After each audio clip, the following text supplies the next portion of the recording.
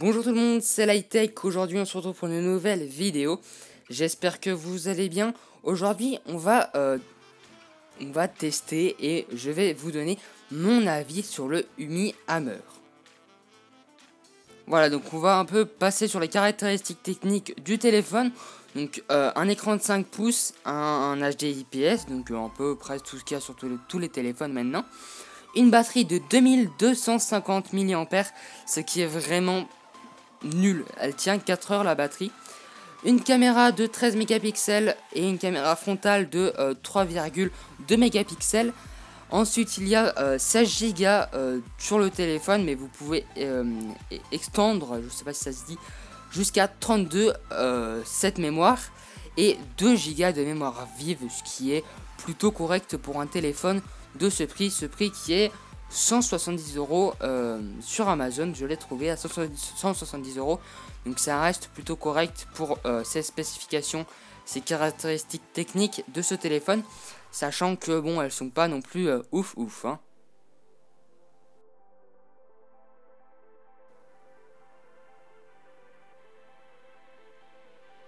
Donc voilà, on va passer maintenant au niveau du design. Vous voyez l'arrière qui est plutôt pas mal, avec la caméra frontale, le petit logo Umi. Le devant est pas super non plus, ouais, bon, ça laisse à désirer. Sur le côté, on voit les boutons de volume et le bouton de déverrouillage. Sur le dessus, on voit la prise de chargement et la prise jack 3.5. Sur le en bas, on voit juste le micro. Donc voilà, le téléphone en lui-même avec sa grosse caméra et le gros logo. Le téléphone est plutôt un peu lourd. C'est pas tout léger non plus. Je pourrais pas vous dire le poids exact, mais c'est plutôt lourd en main. Vu que c'est quand même un écran de 5 pouces, il faut bien que ça pèse un petit peu.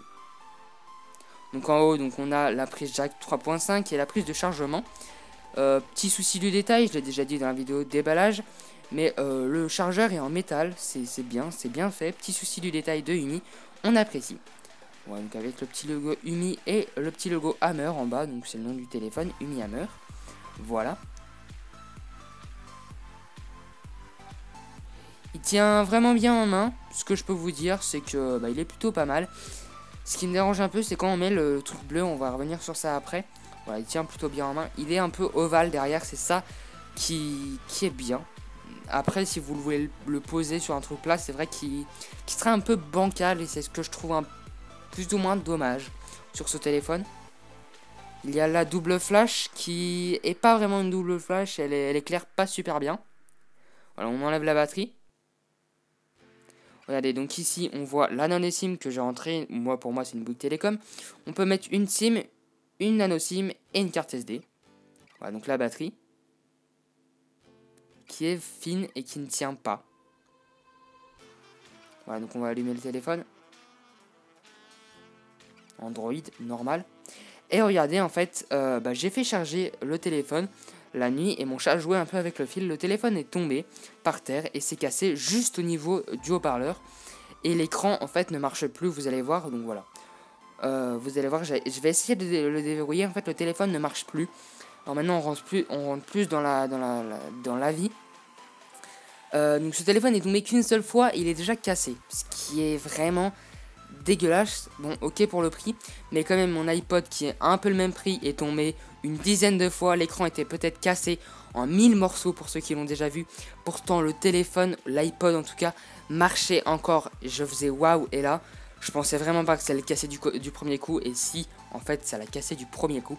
C'est pour ça que je suis vraiment déçu de ce téléphone.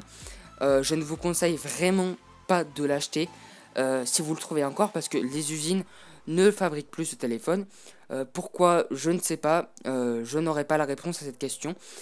Mais si vous le trouvez encore d'occasion et vous le trouvez pas trop cher, genre à 100 €, je vous le déconseille absolument. C'est vraiment pour moi le pire des téléphones, voilà. Donc maintenant on va passer au petit truc bleu que je trouvais sympa. De la part du Mi aussi, un petit... Ils font des trucs bien, ils font des trucs pas bien, bon ça dépend. Ouais, donc le petit machin Hammer, voilà. Et ça permet de coller au derrière, en fait, au derrière du téléphone. Et si vous voulez, ça fait comme un cal, ça fait comme un petit pied. Pour que si vous posez sur un bureau, et ben ça le permet de le caler tout simplement.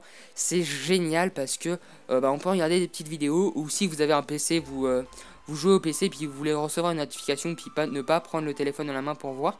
Bon, ça permet qu'il tienne puis que vous avez juste à tourner la tête pour voir la notification. La notification, par exemple, si c'est une invitation ou un truc comme ça, voilà, bon bref.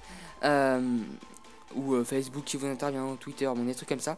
C'est vraiment sympa ce truc, ou même si vous voulez pas vous embêter, vous êtes plutôt loin de votre bureau, vous voulez continuer à regarder la vidéo sans vous mettre la tête au-dessus du téléphone, voilà, c'est plutôt bien. Malgré qu'au bout de 3 jours, quand même, vous voyez, sa forme est un peu déformée. Oui, c'est français. Malgré qu'au bout de 3 jours, le truc était totalement cassé. J'ai fait ok, c'est pas de la grosse qualité, donc vraiment encore un petit effort de la part d'Umi, mais c'est pas de la bonne qualité, c'est ça qui est dommage.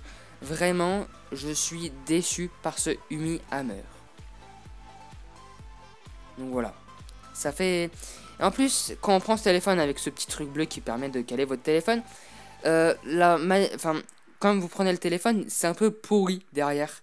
Ça use, ça nique complètement le machin qui est derrière. Donc en fait, vous galérez maintenant à prendre le téléphone si vous prenez ça.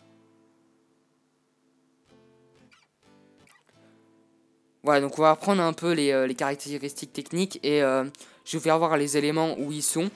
Donc déjà, on va voir la batterie, hein, la batterie du téléphone qui est pourrie, je vous l'ai déjà dit.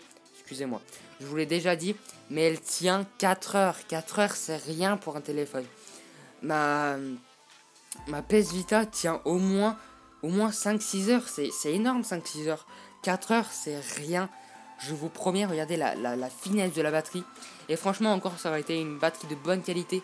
Non, la batterie est complètement nulle. Donc franchement, il y a plein de trucs qui m'ont déçu sur ce téléphone.